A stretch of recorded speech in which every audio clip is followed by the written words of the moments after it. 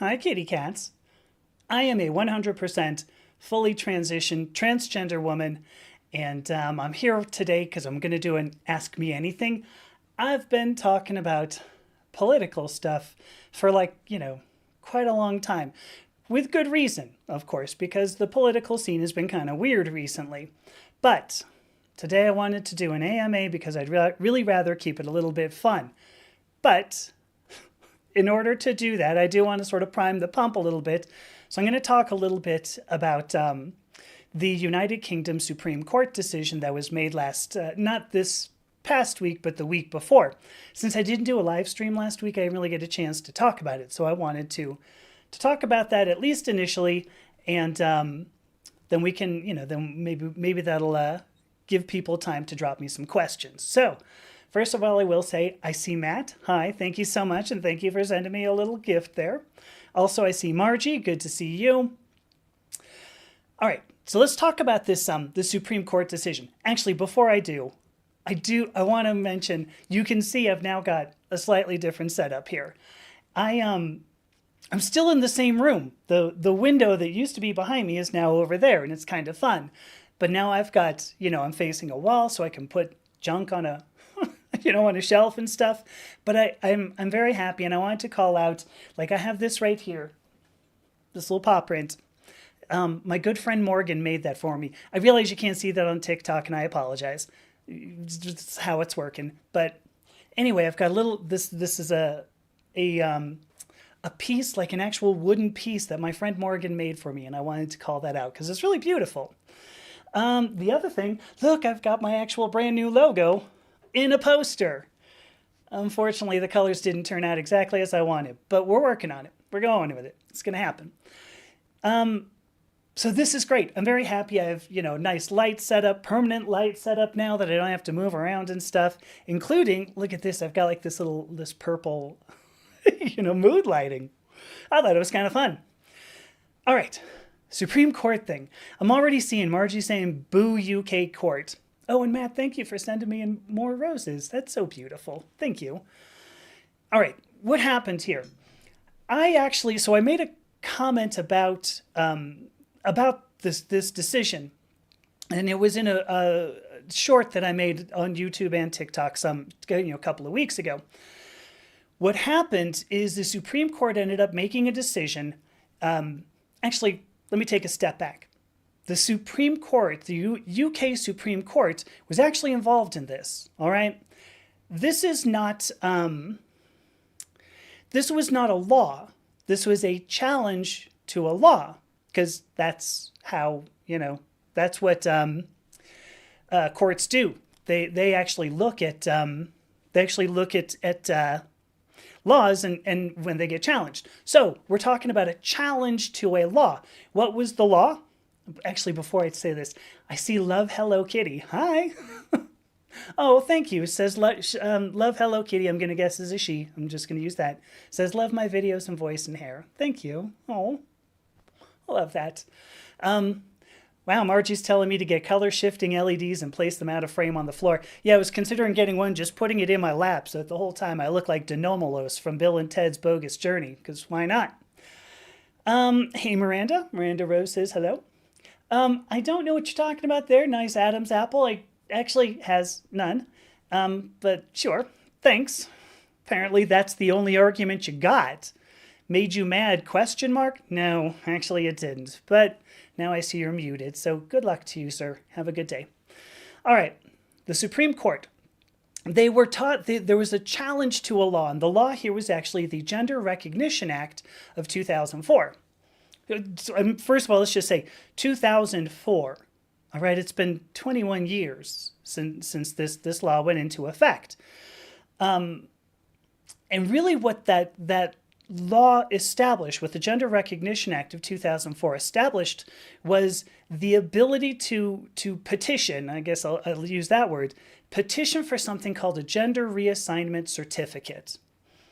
So a gender reassignment certificate, and I'm kind of actually reading from some of this documentation here. This is a legal document that allows individuals to have their affirmed gender legally recognized by the UK government.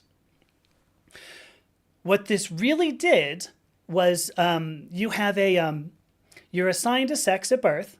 Okay, somebody got a sex at birth. And what a gender reassignment does is say that given enough time and activity, you could enter into essentially what they were considering a third state. So you had an assigned sex at birth, but then you had a gender reassignment certificate that recognized that you don't align with that. This is nothing very surprising. Hi, Louise. The reason why it's not surprising, at least to scientists, is that sex and gender have always meant different things. So that the UK government would recognize this is not a surprise. But the point is that it was an addendum to your identity documents. You would have a birth certificate. You would have a gender reassignment certificate. They're two different things. And so as a result, you were in somewhat of a third state. So when the Supreme Court, and I'm going to actually point out as well, I understand that it's very unlikely there were people in Parliament. Because, I mean, we're talking about, first of all, UK Parliament, UK Supreme Court. I recognize very, very well that this is not like the biology faculty of MIT. I get that. All right, we're not talking about scientists. We're not talking about biologists. We're talking about legislative people and then ultimately lawyers.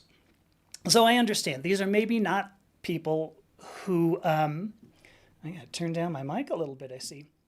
These are not people who necessarily understand all of the science here. So when the Supreme Court was looking at this challenge, which came from, I don't even remember, and I don't even want to give them airplay, as like something protecting women of Scotland, some group who said, oh, well, we don't want transgender women recognized as women.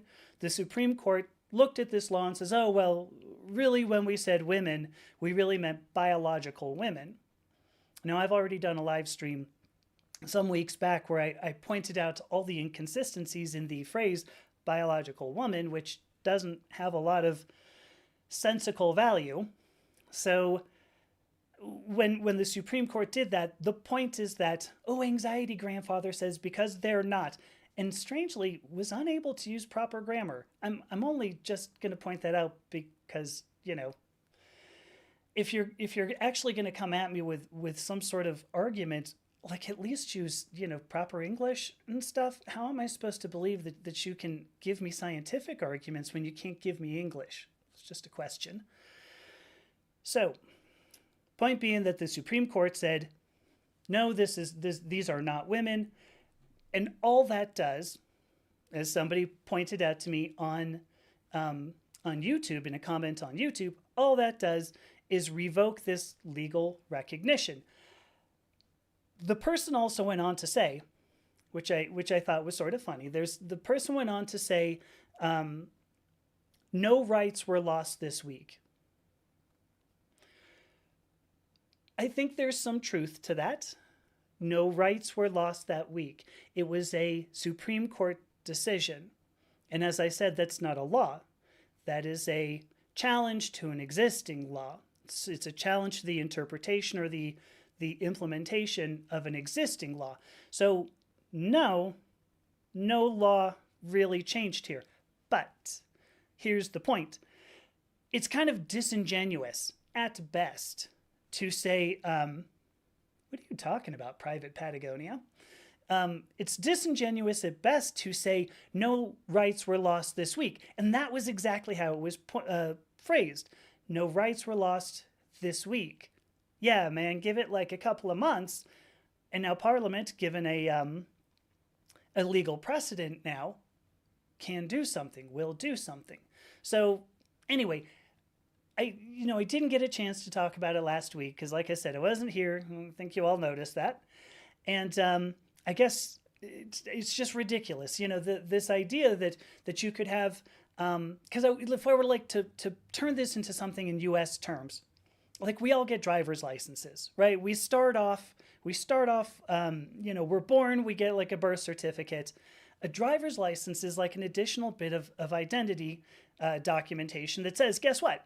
I happen to I happen to have gone through enough training to now drive a car and whatever. And it's kind of like saying, well, a certain group of people now has, we're not going to recognize their driver's licenses. That's kind of important. Were the rights lost? No, because a driver's license is a privilege, not a right. So do we, hard to say. And that's all I'm going to say on this, because I'm actually getting some questions. Private Patagonia says my bone structure and my stature, apparently. Who knows? All right. Rosalina, oh my gosh, I think it's binary. 10, 10, 11. I don't know. Either that or you're a big fan of the old Lockheed jets.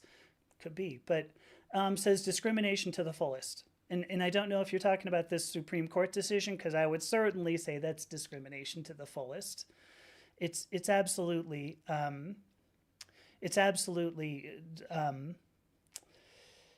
discriminating against one sector of the population for really no good reason, especially when there was already an existing law, All right, let me look at some of these other questions here. So Miranda says, Anita's here. Anita Lichtenberg, hello. Good to see you. Margie says she is profoundly grateful that I have a birth certificate in New Zealand with my real name and proper gender. As do I. I don't know if you're capable of changing it in the UK. This gender reassignment certificate was intended to be sort of a stopgap measure. I mean, sort of the same thing. Like I said, it's an addendum to your identity documentation. So anyway, I think there's something to be said about that. But Discord mod says I must have a PhD in underwater basket weaving. Okay, I mean, there you go. Oh, CM Burns, hello, how are you doing? I'm happy to see you here. So Anita says, in an ideal world, I'd like birth certificate and all official documents to have no gender on them at all. But given the state of the world, I'm asking for a binary change. I gotta tell you, I mean, and there's Grief Foundation, actually. I've had this conversation with Grief Foundation several times that for the most part, our identity documentation doesn't do a whole lot to have an assigned sex at birth on them. There are certain places where Grief Foundation at least believes that it makes sense, in particular in medical contexts. To which I answer, well, yeah, but, like a medical professional is going to do some sort of an examination anyway. So there you are. But I agree with you, Anita. I don't see a significant reason, why it actually helps what it does for us. Hisham says, hello. Dating Guru says, can I ask something related to dating a trans person? I would love that. Throw it down in the chat there, Dating Guru. If you're still there, because I'd love to answer something about that. Let's see. CM Burns says, always good to see me. Thank you. Good to see you. I'm so glad you're here. I always love having our little conversations through comments. All right, here we go. Grief Foundation, while I'm waiting for Dating Guru. Grief Foundation says 3% of the natal females in UK prisons are there for sex crimes. 60% of trans women are there for sex crimes. Can I comment on this? My first comment is I'd love to see your source. I'd love to see your source. That's going to be my first question. Because for what it's worth, most transgender women, well, I'm not even going to say most. Statistically, transgender women are actually 3 times more likely to experience physical assault than cisgender women, and 4 times more likely to experience sexual assault than cisgender women. And I would really question, if that's the case, do you really think that the transgender women are perpetrating that many things, that many sexual assaults? The quick answer is no. That's just not what we do. We face the discrimination ourselves. We are not the aggressors. We are those being receiving the aggression. So again, if you'll send this to me, if you'll send me the source, I can look at it and maybe it's worth a comment in another place. There's also There's also the possible here, I mean, because I could throw this out here. You're giving me statistics, and statistics are easy to twist. 3% of natal females, you're saying, in UK prisons are there for sex crimes. So 3%, that could be, I'm going to make up a number. Let's say there are 100,000 natal females, as you're putting it, in UK prisons. How many transgender women are there in prisons? Because it's really easy to reach 60% of like 5. I mean, if you have 3 of them who have identified as transgender either before or after being incarcerated, that's, a very different situation. You're actually talking about different numbers. And so I think I will throw this, I think I'll throw that out there. Let's see. Sophia Rosalina says, hi. Hello. Polly Wally Doodle all the day. Sure. Says, can I change my shirt? No. All right. Miranda Rose says that why is that trying to make me feel bad? Why is it that trying to make me feel bad about me makes them feel better about themselves? That's the real question for the day, isn't it? Why is that? What's the point?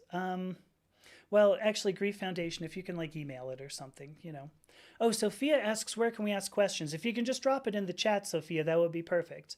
Thank you.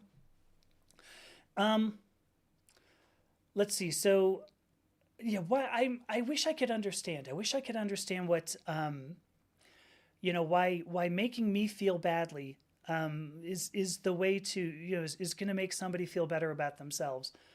There is a proverb. I don't know if I want to use the word proverb. There is a piece of wisdom that comes from Indian philosophy. It's somewhere in the Upanishads, I believe, if I remember correctly. And I'm struggling to remember precisely where. But there's a line that says, he cuts off the heads of others to make himself appear taller. And I think that's all we're looking at. What's the point of trying to... What's the point of trying to make me feel badly about myself? Are you getting something from this? Because really all you're doing is making yourself look like kind of a jerk. So, oh, Minnie, thank you for sending me a gift. So Satan's...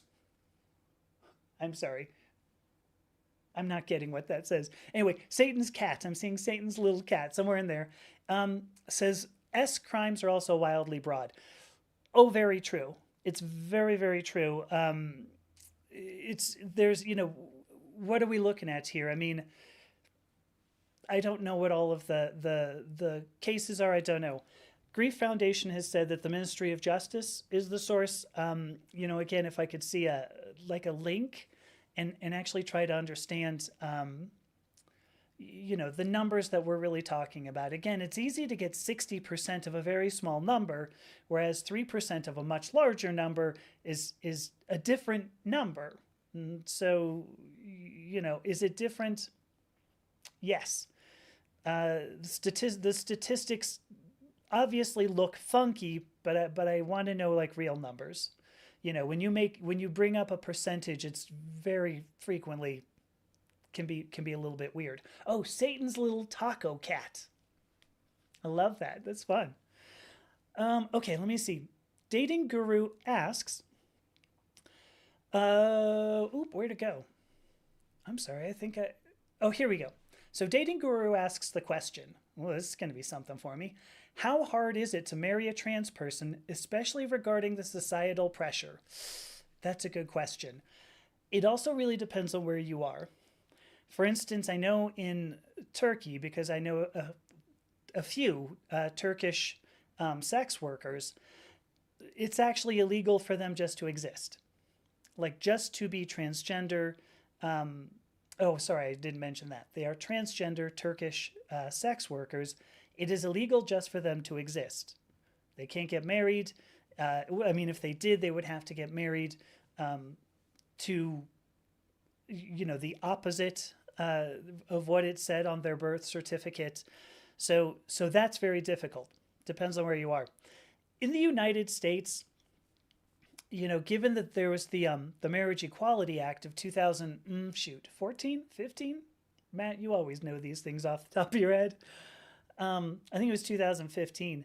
So it would be easier even if you had a birth certificate that, you had your assigned sex at birth different from your gender identity. It should be easy. That being said, you brought up social pressures. When I was in graduate school, now this was in the 1990s. So in the 1990s, I knew a couple, and it was a man and a woman, and they were mixed race. They were from Maryland, which is not exactly the like the most politically conservative part of the United States, even in the 1990s, okay? But they went to their church and said, "We're going to get married." And the priest said, "No, no, I'm not going to marry you." And it was all for social pressures. There was nothing else involved in that. Someday, we're still working on this, but someday, my wife and I, this is my wife now of, I got to do some math. What, 18 years? Yeah, my wife of 18 years and I are we're going to renew our vows so that we have a marriage certificate with my current legal name on it. So I don't think there's going to be any problem. We live in Colorado and we have exceptional protection for queer rights here in Colorado. So that's the answer to that question. In the United States, I think it's probably much easier. I don't really want to comment on other parts of the world because I don't necessarily know. I wish I could give you more information, but I don't. Let's see. Margie is saying, and Grief Foundation, presumably you saw this, but law statistics when you look at law, especially enforcement of the law, are a really bad way to judge the biases of the law. And I think that's an exceptional point. I don't know if you remember, this was back in January, so this year, not that long ago. I took part as an expert witness in a criminal case against a transgender man.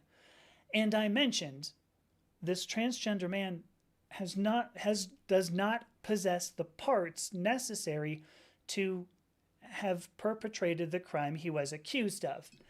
He was convicted on all counts. If he were put into if he went to prison, and he's actually been sentenced now, but I believe there's an appeal in process. It's a long story.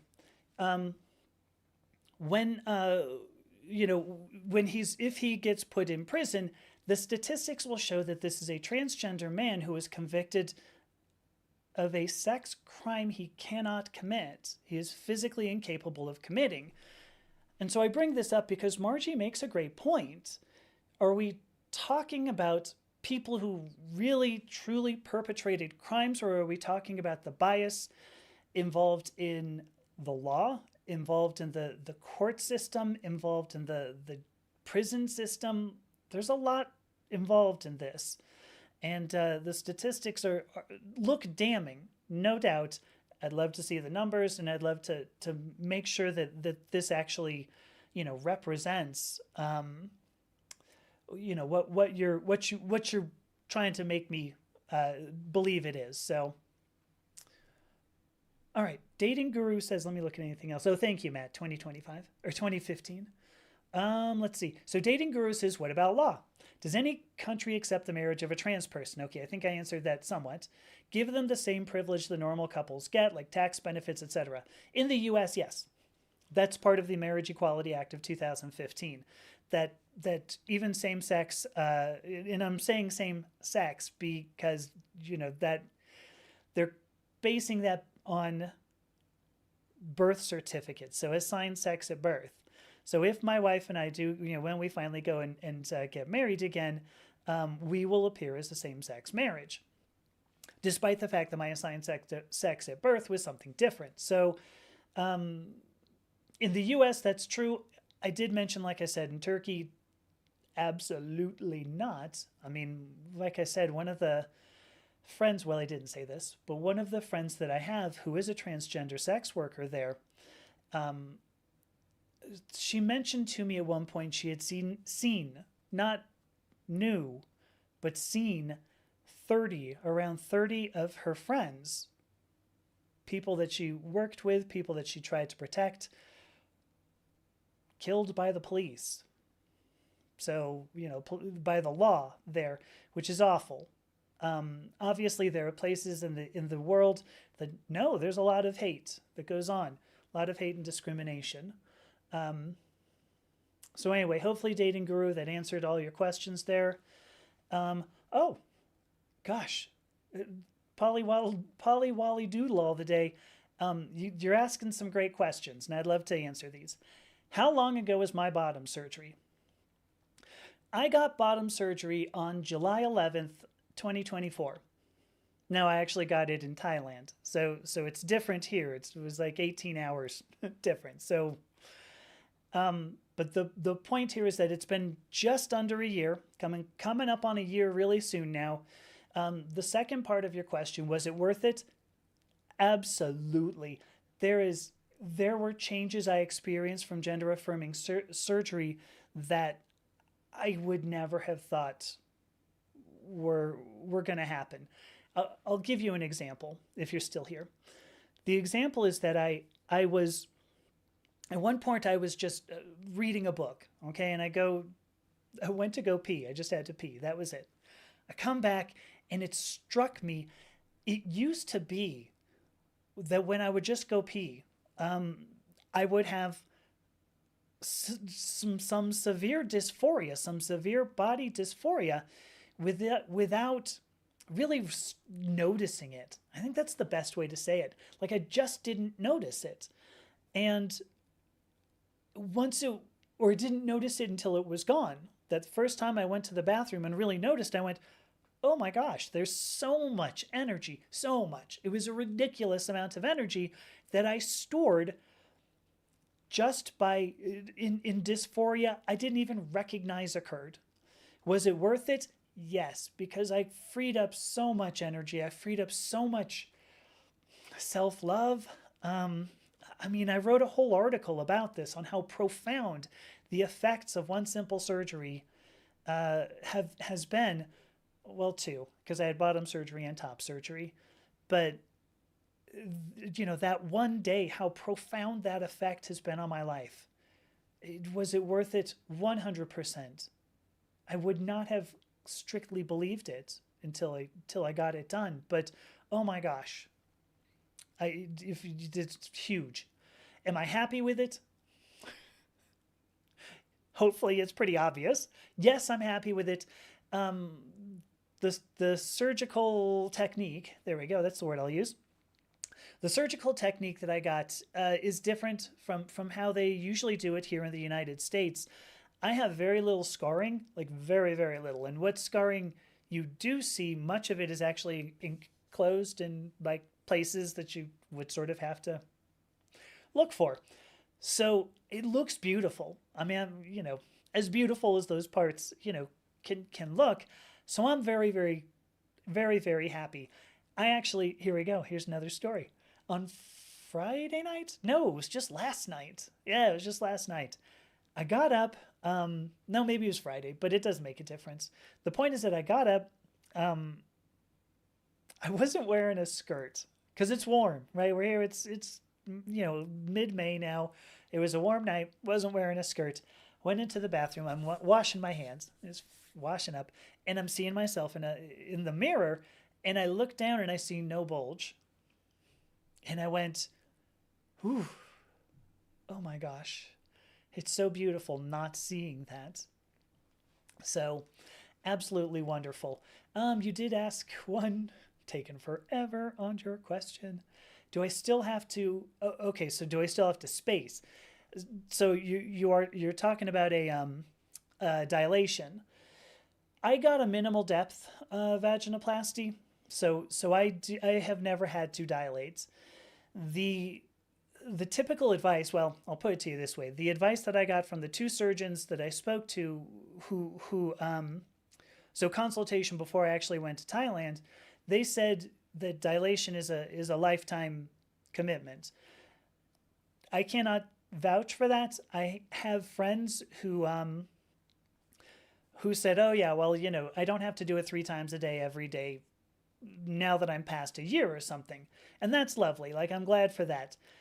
I keep bringing up this Turkish transgender sex worker because I asked her, I said, hey, when I was trying to make this decision, I said, do you, like, is it bad to dilate? And she said, no, no, it's not that terrible. And she only, she does it not as frequently anymore. I actually see there. Here's a comment from Rosalina who says she can go for 6 months without dilation. I got to tell you, I'm surprised by that. That's great.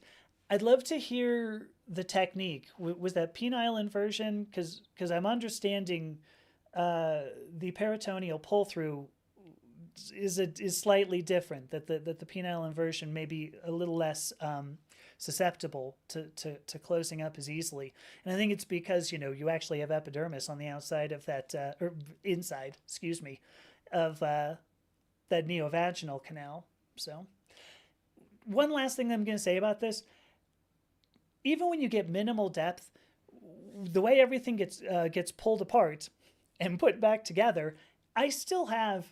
I mean, I haven't tested this very hard, but I still have the ability to get something up there. All right. Supposedly it's 2 to 4 centimeters. I don't, like I said, I haven't pulled out a tape measure exactly, and we'll see. When you do get a neovaginal canal, and this actually was part of my decision ultimately to stick with a minimal depth, when you do get a neovaginal reconstruction, oftentimes they're pretty happy if they can pull off 13 centimeters, like anywhere from 11 to 13 centimeters. Like, they're really happy with that. And for those of us using freedom units, forgive me as a scientist here. I'm cool with centimeters, but you're looking at 6 inches best, and so that's a funky bit there. So anyway, hopefully Polly Wally, I just love saying that. Hopefully that answered all your questions. Let's see. So Sophia asks, as a trans woman considering GRS in the UK, some people have suggested going abroad to get it done, like Thailand, as it may be cheaper. Do I have any thoughts around where best to get bottom surgery? All right. Here's my story. And Sophia, I hope you're still there. I'm sorry, it's obviously I'm going on and on and on. Hopefully you're still there and you'll hear this. If not, I hope you see it later on. But here's the thing. I originally was going to get gender affirming surgery here in the US. My insurance claim was denied. And I thought at the time, I'm like, well, of course I'm going to get medical care done in the United States. I have been taught my whole life that medical care in the United States is the best in the world, the absolute best, and there's nobody who can tell me otherwise. And then my insurance claim was denied. So I'm looking at, $80,000 or so to get this done, minimum. I don't like something like that, $80,000 to $90,000, 80 to 100K to get the minimal depth vaginoplasty that I was intending. I started looking in Thailand, and so first of all, in Thailand there is a whole, I don't want to use the word subculture. There is almost a class of people, I will say, called Katay, and they are recognized as like a third gender. You can translate that somewhat loosely as ladyboy, and Sophia, perhaps you even have heard of these people. But this is not a class of people that is brand spanking new. The first written account of Katay culture, believe it or not, comes from the late 13th century. Think about that. I think it was 1296. It was something like 10 or 12 years after the formalization of the Thai language. So it was so important that they started talking about it that far back.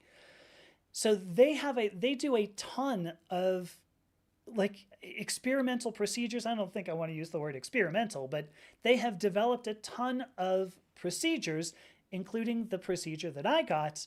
And I will tell you now, I am actually very glad I did not get surgery in the United States. I wish I could speak about UK surgery, but I will tell you, I am so enthusiastic about Thailand. Unsolicited, okay? I just want to make this clear. Unsolicited, the hospital where I got it done reached out to me because they're like, listen, you keep talking us up. Can we enter into a partnership? Will you actually represent us to the English speaking world? And I'm like, absolutely. Because I was so happy. So I'm going to throw it out like this. We ended up spending, I think it was about 40 grand, I think. That included the surgery, 9 nights in the hospital. 9, I just want to point that out. Okay, that's a whole lot of, did I get that? That's 9. That's a lot of time in a hospital. And I just got amazing care, truly amazing care. So I was 9 nights in the hospital. I spent a month in Thailand in a very lovely place, very lovely accommodations. The food was stunning. I have never been treated so nicely in my life, truly. I loved Thailand. So when they said, am I interested in representing them? I'm like, there's no doubt. So 40 grand, and that was 4 people. We flew 4 people halfway around the world, stayed in a lovely hotel for a month, and got surgery. And we're talking still a significant portion less than it would have been if I'd gone to Ohio. Not to dump on you, Ohio, but I have the sense Thailand was a little prettier.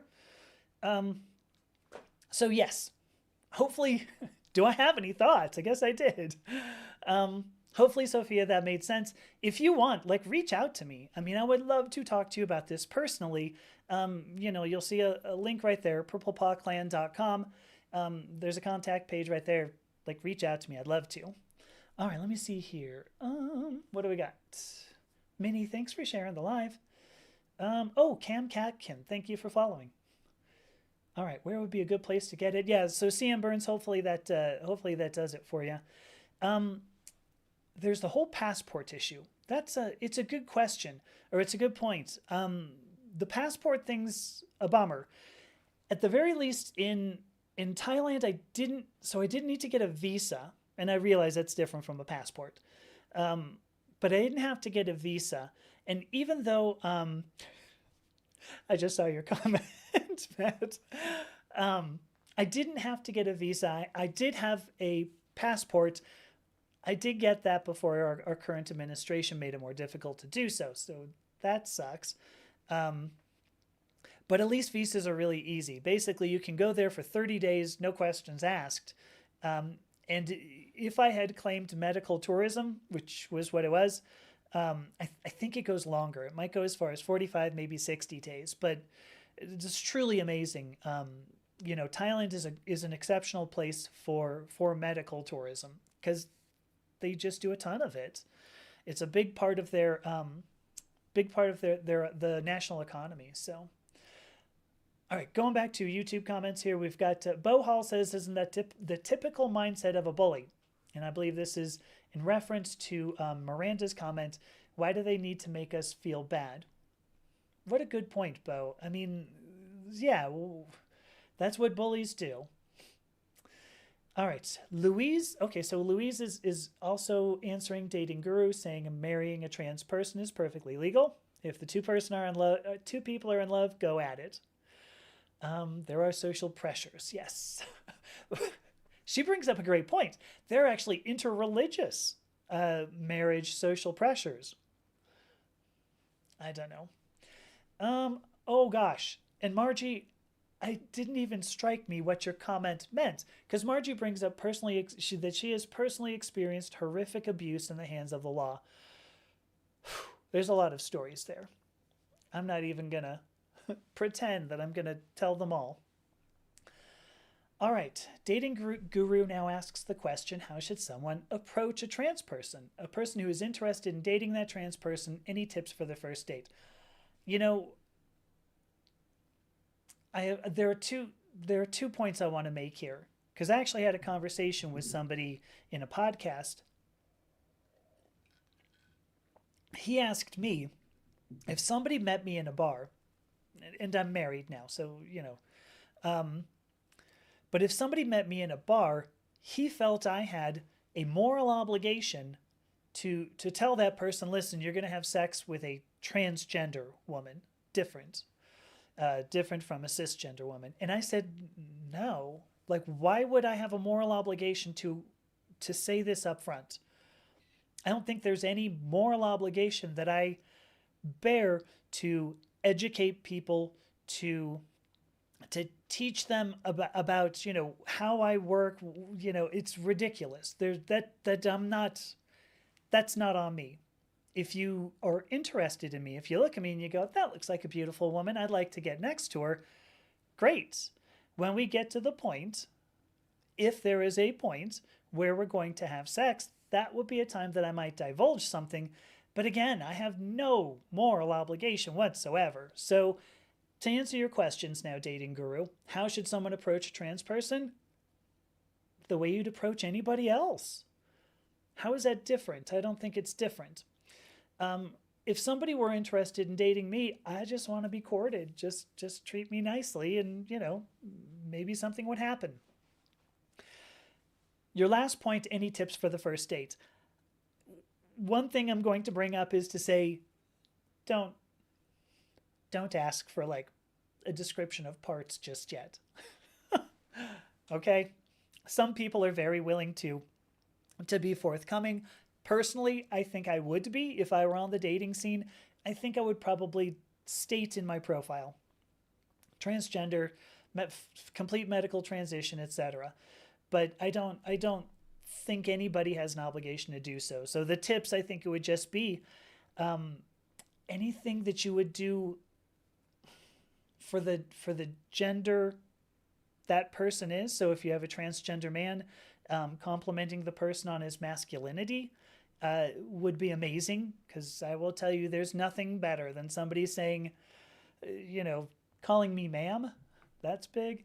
But if somebody compliments me on my femininity, like, that's huge. And I think that's probably very common of all transgender people. So I think, I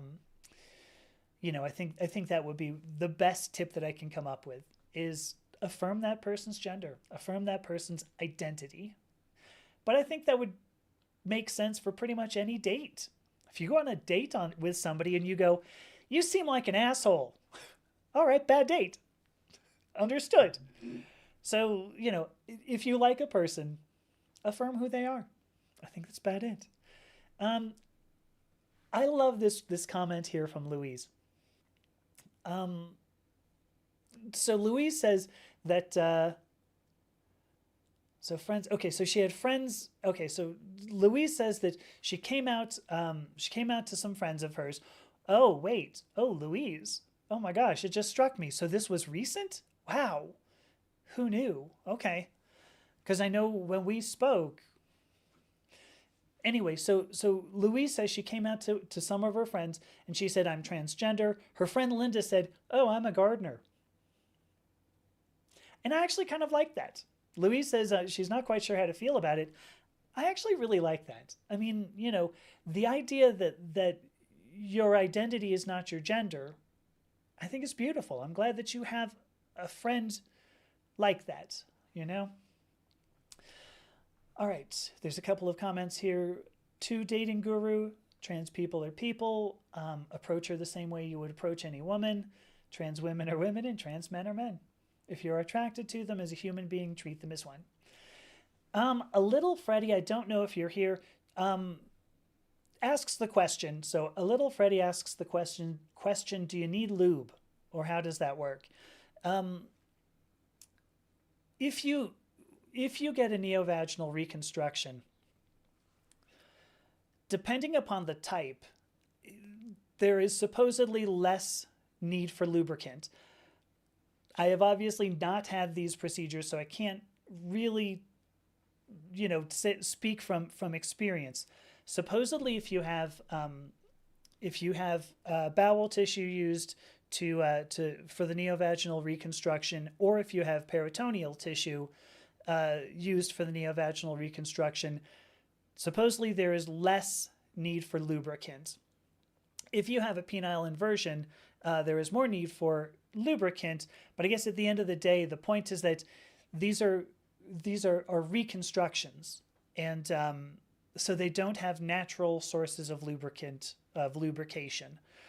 There's a point that I was going to bring up too, The peritoneal pull through is this is a fascinating surgery. One of the newer techniques that's been developed. Usually, it uses laparoscopic techniques, so like robots that go through small holes to harvest tissue from the peritoneum. So, it usually uses these laparoscopic techniques. The original surgery, so content warning here, okay? So I'm going to talk a little bit about, I've used the phrase sexual assault, but I'm going to use it again here.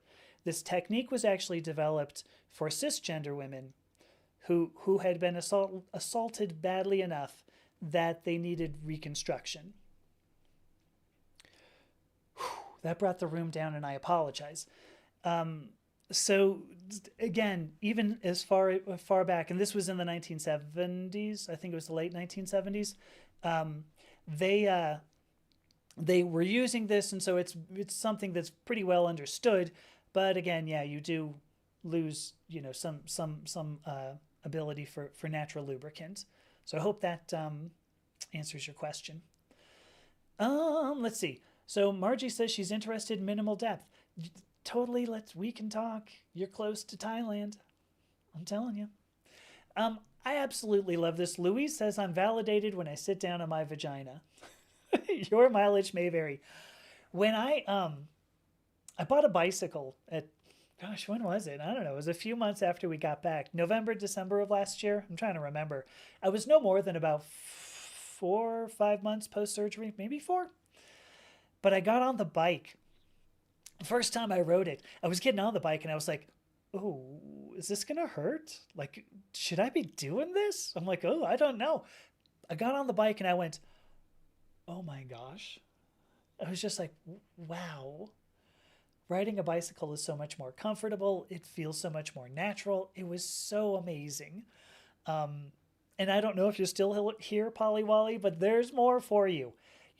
Sitting down and not having those parts sort of being in the way, there's nothing more than euphoria that I can say there. So let's see. All right, so CM Burns says he's glad to have the opportunity to get to Thailand. I hope it gets more affordable. Like I said, we flew 4 people, flew and housed and fed 4 people, and it was still significantly cheaper than doing it in the U.S. And I highly recommend Thailand now if you can do it. If you got to go with insurance, I don't think that you're going to get a bad surgery. I think that there are U.S. surgeons who do a very good job. I have also heard that there are many U.S. surgeons who will travel to Thailand for training and come back. So, there's something to be said on that too. Spirit of Willow, thank you so much for sending me a gift. What do we got here? Like and share. Oh gosh, Monica, hello. Monica says, first time catching me live. I hope that's cool. Let's see. Oh gosh. Thank you, Spirit of Willow. Says, love me so much. I'm so real. That's great. Thank you. Oh, okay. So Rosalina says she had her SRS done in 1988. Oof. That's awesome. Oh, you got it done in Trinidad. Ooh, nice. Yeah, that's pretty sweet. All right, 1988. My gosh, I was 18 years old. I very likely would have committed many crimes, several crimes, to have had that done in 1988. All right, let me see here. What do we got here? So Matt brings up the point. Matt Adlin brings up the point. If you're seeking out transgender people to date, that's kind of chaser behavior. And the best case scenario is that it identifies you as an egg. It's possible. At worst, it identifies you as an abusive person. I think that's a good point. That's a good point. I will say, I'm trying to figure out how much I want to say here. Before I got surgery, my Turkish transgender sex worker friend said, come to Turkey. Yeah, there's the possibility you might actually be, exterminated, but you will make so much money looking like a woman but having different parts. And part of me was like, huh, that's an interesting thought. I should go and do that. And obviously I didn't, because here I am. But it's an interesting thought. There are some people, I think this is a guess. I'm not a psychologist. My PhD is not in underwater basket weaving, but nor is it in psychology. But I suspect these are homosexual men who want the experience without it looking like they want the experience. And so I get what you're saying when you say the best case scenario is that it may identify you as an egg. I kind of buy that. It probably says queer if you're looking in particular for a transgender date. That being said, I know plenty of people who don't look like they were transgender, or are transgender. Is It's not like you ever stop. But again, if you approach somebody and you go, well, this just looks like a gorgeous woman, this just looks like a hunky man. Hunky? Does anybody still say that? Like all of a sudden, suddenly I was in Happy Days, like on the set of Happy Days, Laverne and Shirley. Look at that hunky man. On the set of Grease. I could be on Broadway. Actually, there you go. So, I don't know what the hell I was talking about. Oh, yeah. When you see, if you see somebody and you go, wow, that's a beautiful person, just date the person. You can figure out later on if there are parts that appeal to you. My thought there. All right, Sophia, I'm glad I answered your question. A little Freddie says, stop using words I don't want to use. That's a good point. I've already forgotten what word it was I didn't want to use, so there you go. Louise Richardson says, the late 13th century was before Polynesians colonized New Zealand. So consider that. In Thailand, they were writing about Katai culture before New Zealand had been colonized by the Polynesians. That's something else. It's pretty cool. Matt makes a beautiful point. Existing does not make it your job to educate people. Disclosure, whether the timing or the manner, is entirely your discretion. So totally true. Ugh.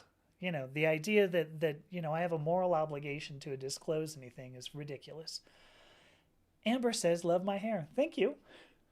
I'm glad to. I always love those comments. Simon, I guess. Maybe Simon. Is saying something is disgusting? I wish I could understand which, but it's not that important. So let's see. Okay. Oh my gosh, Rosalina, sorry, almost called you Rosalind. But I'm already picturing you like Rosalind Russell in Auntie Mame. Like that's the person I think you are. You probably have like a little pillbox type of hat and, jodhpur type pants that you're wearing with high boots. This is my guess. You'll have to send me a photograph and let me know. But Rosalina is saying that during that time, so it was 1988, it was $9,000. So that sounds cheap, but yeah, I guess that'd be what? Maybe $30K today from 1988? I don't know, but there you go. So here we go. So somebody's laughing at my hunky comment. That's good. Or Spirit of Willow, sorry, laughing at my hunky comment. All right, let me see. Oh, Louise, you were going to go into the theater tomorrow. An actress quit on Thursday. Oof, I'm sorry. Oh, Dating Guru does bring up some points here. It wants to say that they wanted to ask the last question because some trans people are very self-conscious. Not necessarily that we're talking about chasers. And I love that. Thank you. They also bring up they wanted to ask how not to start a conversation. I think the worst way to start up, oh, okay, and I want to read this on air too. I want to know how to make that trans person realize I'm not here to hurt you. It's a great point, and I'm glad you gave us some clarification. Again, I think affirming identity and sincerely, not because it's one thing to say, hey, you look real great there. Nice ass. it's easy to say that, but it does need to be sincere. And, that goes for either transgender men or women. So, all right. Miranda says she is 69, started transition a year and a half ago. Oof, that's awesome. Oh, and then says, I love it when the old guys at the hardware store flirt with you. So affirming. It's true. Took her a minute to figure out what was happening. Gosh, that's awesome, Miranda. Miranda, jeez. I will tell you, I am. There are times now, we'll be. I mean, even just today, my wife and I, we went somewhere and we're riding back on a bicycle, and some dude on a skateboard passed us, which blew my mind. I'm sort of like, I'm going like 12 miles an hour or 13 miles an hour. See, now I'm using freedom units. I don't know there. But goes past us, and my wife's like, oh, look at him. He was checking you out. Because he's showing off, then looking back. And I'm like, no. But deep inside, I'm like, ooh, I hope so. Was he? I hope so. Very affirming. And I'm so proud for you as well. It is affirming. Yeah. All right, so here we go. Oh my gosh, Louise, you're saying Trinidad, Colorado, probably. It does say by Dr. Bieber in Colorado, Trinidad. Okay, I see what you're saying. I didn't even know there was a city in Colorado. I apologize. Am I looking like a fool now? All right. So Margie says her first trans girlfriend got bottom surgery in Bermuda in 1993. Pretty sweet. There you go. Julio Tafoya asks me, am I married? I am. There's my little ring there. It's a little amethyst like you do. Terry Francis brings up Dr. Marcy Bowers. Marcy Bowers is a good surgeon. I know I have. So Marcy's, it's hard to get in with Marcy Bowers at this point, right? I mean, there are others. Heidi Wittenberg is another very highly, rated surgeon. Hard to get in with her as well. In fact, Heidi, the person that I consulted with, because I went to where Dr. Wittenberg is, and I talked to Adam Bonington. I believe that's the surgeon. And a friend of mine got surgery actually from Dr. Bonington. So, I mean, and she thought it turned out great. Believe it or not, I didn't look at it. So, it seemed like it would be inappropriate. But, yeah, there are some great surgeons out there. No doubt. No doubt. So, let me see what we got here. So Angela Walker Scott. She got her surgery in 1992 in the UK on National Health Service, and it was expertly done. I really believe that there's a lot of good surgeons out there. We have now gotten to a point where it's just so difficult to get because for some reason people go, you really shouldn't do these types of things. Which I don't like. Is that? I mean, it's okay for like a woman to go, you know what, my cans are too small. I'm going to go get bigger cans. Like, that's fine. Is it not okay for me to do that? Because there are people who say, well, it isn't. You should not want big boobs. Okay. I mean, I appreciate the opinion, but why are you bothering telling me this? If there are surgical techniques that I can take, that I can, avail of myself, I'm going to do it. It's my money and it's also my body.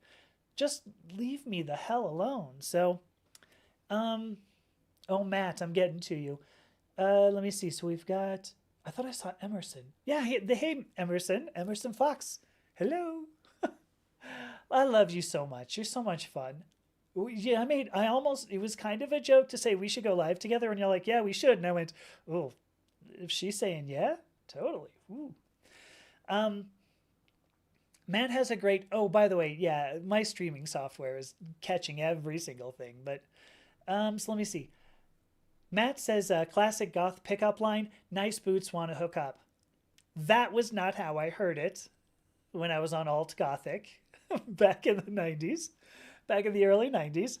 And I had, at one point, I wish I could remember the name of the place. There was a place in Atlanta where I got these buckle boots, these pointy buckle boots. They didn't have really high heels. It was maybe an inch, inch and a half, something like that. But they came almost up to my my knees. Took me a while to figure out. I was feeling them first, going, "Hey, what are you?" And it said, "We're knees." Oh, right. So I came up to my knees, and these boots were amazing. As soon as like metal detectors were kind of a big thing in even in the 90s, it was difficult to get through an airport in them.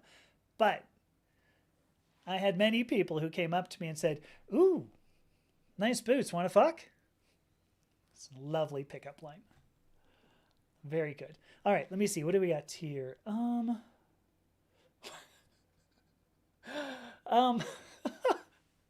let me see. So here we go. We've got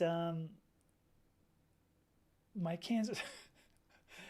My bit about cans. I didn't think it was going to spawn any comments, but all right. So fire from heat. Oh, really? Fire from heat, heat from fire. There you go. Heidi's team is amazing. Very true. Yeah, they do a great job.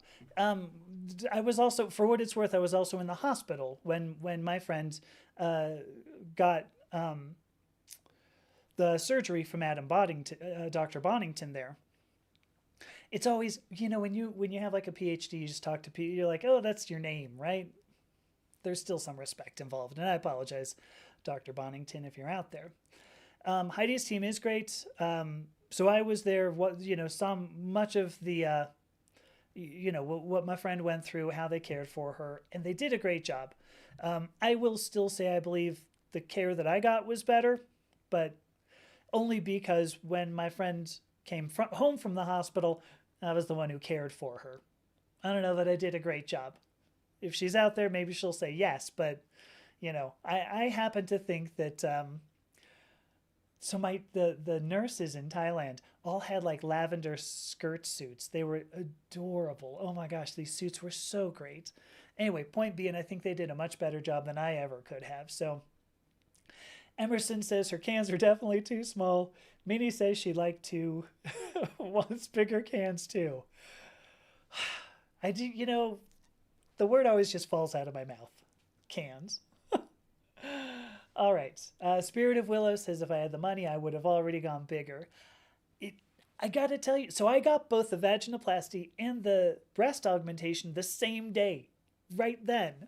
And it was, I thought it was going to be hard, and maybe it was, I don't know, and I was just on a lot of, opiates. But where was I going with this? Because I just saw, Emerson saying, let's do it right now. I should have, we will, I promise. Anyway, I didn't really even intend to get the augmentation. And then when I got it done, I was just like, God, I love this. Like, it was so great. I loved it so much. Willow, I don't know if I even have a picture of those boots. They were great, great, they were great boots. I really, really loved them. So let me see. Oh, so Rosaline asks me, how many cc for my BA surgery? So the breast augmentation. I want to point out, first of all, I am not very typical. How about if I throw it out like that? It seems like I have, I have not done like heavy duty genetic analysis on this at this point. I haven't gone to go and confirm this. My clinic suspects I have a partial androgen insensitivity syndrome because I started transition at 52. And when they checked my testosterone levels, like they were really high. And you can see, like, I don't have particularly masculine features here. And I could never grow a beard. I couldn't grow muscles, couldn't build up muscles. So I responded to the hormone therapy very quickly and very well. I was filling a B cup easily when I went to go and get surgery. So, so I'm just going to throw that out there at first. Right now I'm filling a 44C cup, 44C bra. And I got, the implants were 405 cc, 405. When I had the consultation with the surgeon, he started off with an implant and says, here, put this in your bra, see what you think. I put him in, I was like, oh, that's a bit too big. And he went, okay, wait, did you say too big? And I'm like, yeah, too big. And he goes, oh crap, I don't know if I can. He's like, I'm not sure if I have a smaller size. Let me see. So I did get the 405, which is good because I can still feel I'm growing, right? I mean, you know when you're growing. So I'm also growing fatter. There's that too since I came back from Thailand. But my boobs are still getting bigger, and I don't.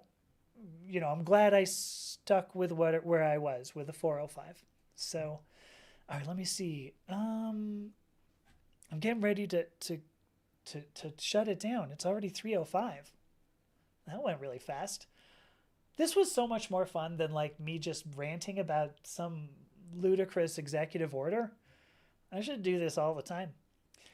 Margie says she's grateful that HRT efficacy has kicked back in again. That's good. Yeah, your boobs growing is fantastic. There's nothing,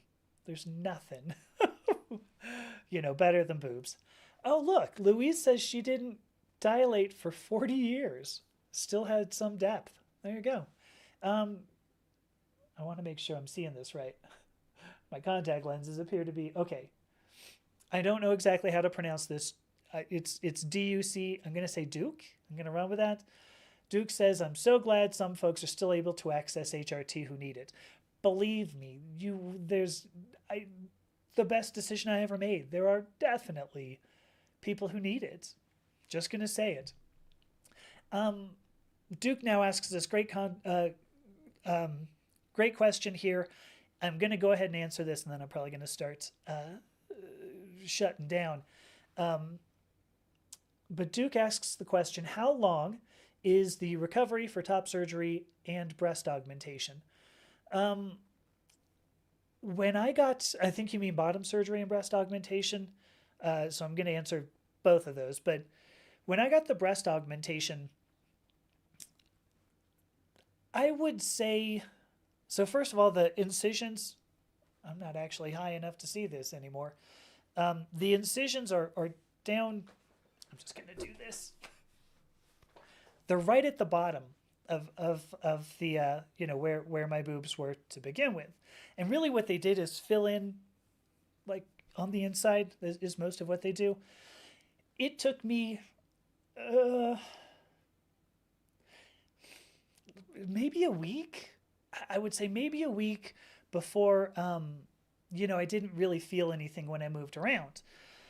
That being said, part of the big recovery period is having this strap. I don't think I still have it. I think it might be in my closet. But it's this strap, this elastic strap that goes across you and holds everything together and pushes it down. It was one of the least comfortable things I'd had to do. Now, I want to mention too, this is at the same time that I that I had a vaginoplasty done. I'm hating this strap that's holding me together and pushing me down. Really pissed me off. That you have to wear for 30 days. And oh my gosh, one sec, I better cough. I hated that thing, and it was so great to throw that away. I actually made I made a video where I pulled it off and threw it down, and I loved that video because it was so great finally to lose that thing. So that was for breast augmentation.